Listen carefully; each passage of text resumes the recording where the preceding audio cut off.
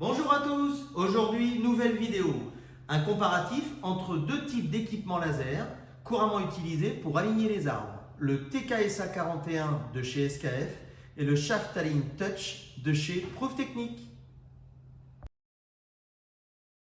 Pour commencer, le packaging. Alors vous voyez que les équipements sont rangés dans deux mallettes différentes. Celle de Proof Technique est beaucoup plus sympa, beaucoup plus finie, et c'est vrai que celle d'SKF, elle fait un peu atelier. Alors en revanche, celle d'SKF, elle maintient toute seule à la verticale, alors que la Proof Technique, vous voyez finalement, elle bascule toute seule, ce qui n'est pas toujours simple quand on arrive chez un client. Concernant le rangement dans les deux mallettes, alors pour la partie Proof Technique, on a une petite fermeture éclair sur l'extérieur. Quand on ouvre en premier, on tombe sur le mètre et les deux chargeurs. Et en dessous, vous avez ici la tablette, l'unité de mesure et le miroir. Bon, c'est maintenu correctement. Concernant maintenant la mallette SKF, donc on a deux petits clips à l'avant. Voilà, on ouvre la mallette. Et là, donc, on a l'ensemble des éléments qui sont sur un seul côté. Donc tout est maintenu correctement. Et on voit que le détail des mousses est un peu plus sympa et les équipements sont un peu mieux maintenus à l'intérieur.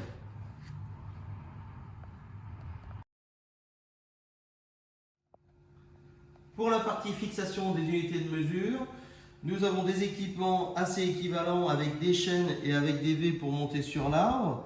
Par contre, chez SKF, il y a beaucoup plus d'options possibles, avec une possibilité de réduire les axes pour fixer l'unité de mesure ou l'augmenter selon le besoin.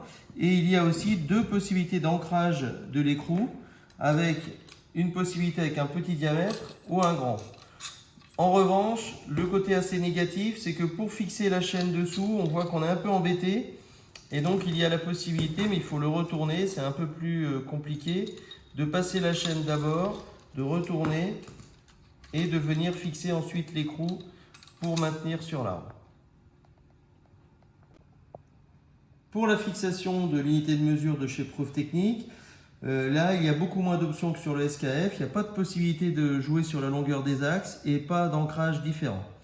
En revanche, ils ont prévu un système plus simple pour le montage de la chaîne. On vient mettre directement l'axe fileté, on vient mettre l'écrou de l'autre côté. Voilà. Et après, on vient directement faire le passage ici. Ils ont prévu un système beaucoup plus facile, beaucoup plus simple pour venir monter directement sur l'arbre. Et là, donc, on est directement monté sur la pompe. Concernant les deux tablettes, je vais vous montrer le démarrage. Sur la Proof Technique, il faut appuyer 2 secondes sur le bouton noir en haut. Voilà, ça va démarrer. Alors vous allez constater déjà qu'il affiche Samsung Galaxy Tab. Je ne trouve pas ça très pro, mais bon, ça fonctionne quand même. Sur les SKF, le bouton il se trouve en bas, un bouton rouge. Il faut appuyer 2 secondes également. Alors vous allez constater que la durée d'initialisation des deux tablettes est différente. Sur la SKF, nous avons mesuré 28 secondes pour le démarrage. En revanche, pour la Proof Technique, il y a 2 minutes et 40 secondes. Alors c'est vrai que ça ne vous empêche pas de démarrer les tablettes avant de mettre en place l'unité de mesure par la suite, ce qui peut vous faire gagner du temps sur l'alignement d'arbres. Concernant la prise de mesure de la partie mobile, déjà, on peut constater que les écrans ne sont pas de même dimension. Sur la partie Proof Technique, l'écran est plus grand, le design et le graphisme est beaucoup plus sympa.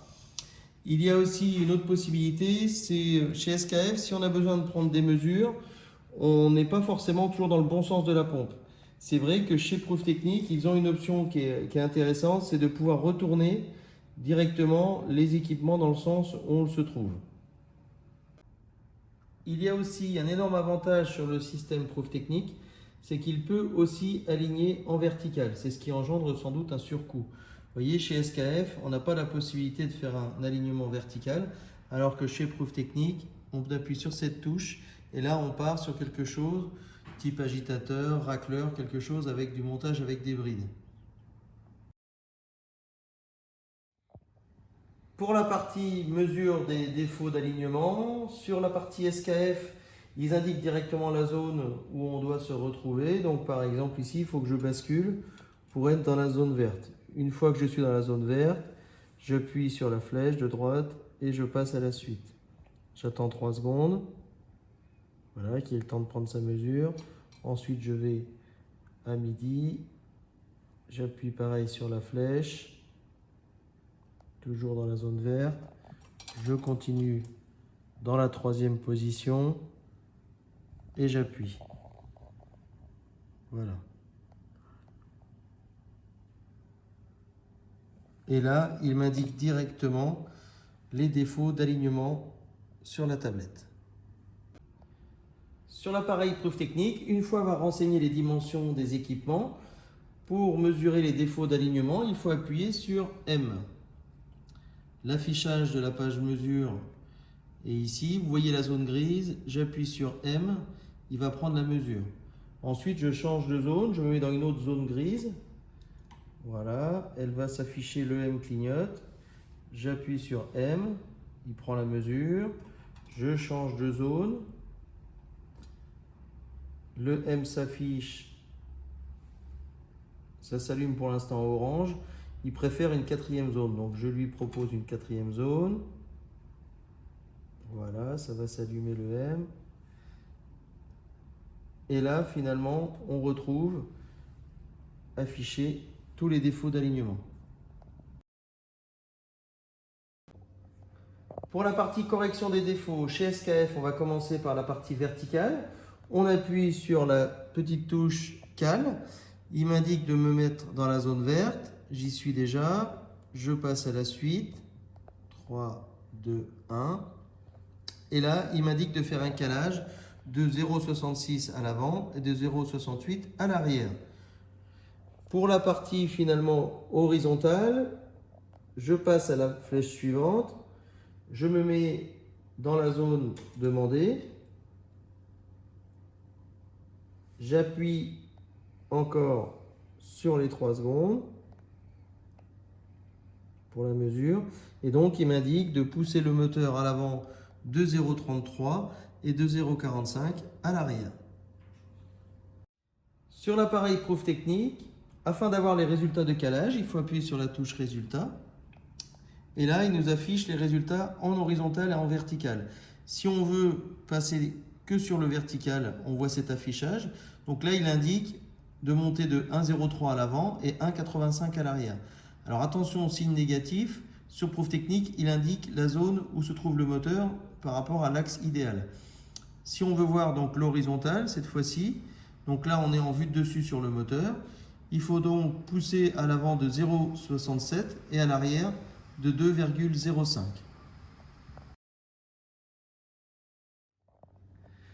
Pour une question de traçabilité, beaucoup d'entreprises demandent maintenant avoir un rapport d'alignement. Alors les deux équipements SKF Preuve Technique le proposent. À chaque fois qu'on a terminé l'alignement, une fois que le défaut est corrigé, on peut taper sur la touche rapport. Alors là, pour la démonstration, j'ai laissé exprès les défauts. Le SKF, il suffit d'appuyer sur la touche rapport, le petit drapeau à damier. Il propose, bien entendu, comme ils ne sont pas bien alignés, il me demande. Je continue quand même pour la démonstration.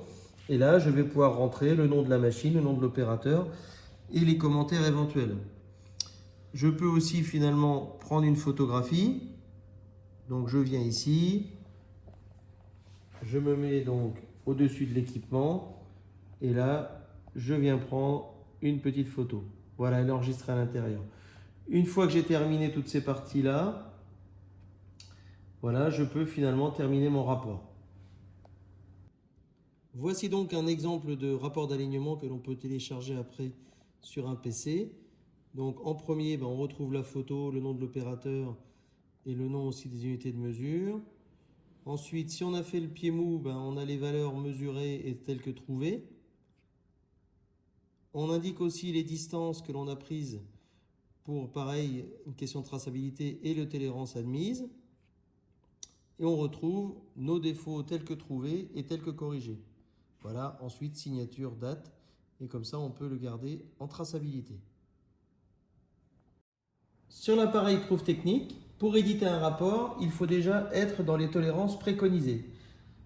Ensuite, j'appuie sur la touche rapport. Je rentre ici ce que j'ai besoin d'afficher. Donc, est-ce que je veux mettre les tolérances ou pas sur le rapport, l'espace libre, la signature, tout ce que je veux finalement sur mon rapport.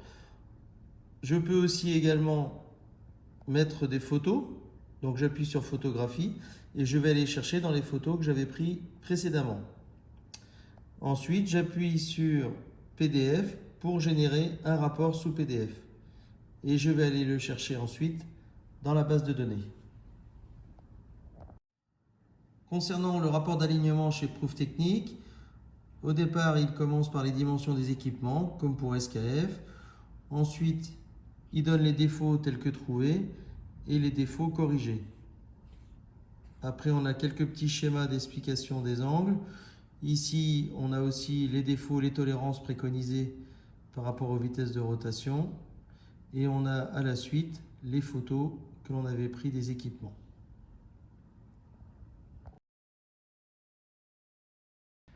Concernant ce comparatif, sachez qu'il a été réalisé en toute neutralité.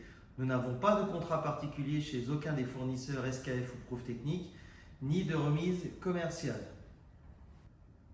Concernant le bilan de ce comparatif, comme tout équipement, ils ont du positif et du négatif.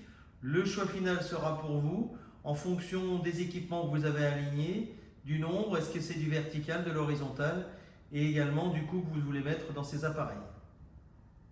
Concernant le TKSA 41, ce que j'ai trouvé de positif, c'était plutôt la partie fixation, qui avait plusieurs options possibles. Il y a aussi la rapidité d'utilisation. C'est vrai que c'est assez simple de rentrer les données, de passer sur les différentes pages. Il est plus simple à utiliser. Le rapport, c'est vrai qu'il peut être édité quand on est hors tolérance. Donc ça peut être intéressant si on a finalement des dilatations thermiques à prendre en compte ou pas. Et puis le prix, c'est vrai qu'il est à peu près 30% de moins cher que le Prouftechnique. Si je veux faire un petit bilan sur le Shaft Align Touch de chez Prouftechnique, le gros avantage, on voit c'est la tablette, c'est vrai qu'elle est grande, elle est intéressante, elle est colorée. Le gros avantage aussi, c'est qu'on peut faire une rotation. Donc là, c'est vrai que sur le terrain, selon la position des équipements, c'est très intéressant. L'avantage, et c'est ce qui engendre un surcoût, c'est qu'on peut faire aussi de l'alignement à la verticale. Pour le rapport, c'est vrai qu'il n'est pas facile à éditer, il faut penser à prendre les photos d'abord, pour télécharger, tout ça, c'est un peu compliqué. Mais dans tous les cas, c'est quand même un appareil qui est très intéressant.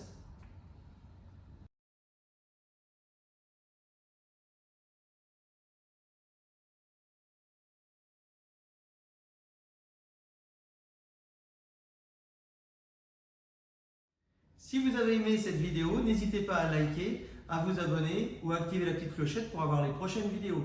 Suivez-nous également sur notre page LinkedIn de Leotech Formation.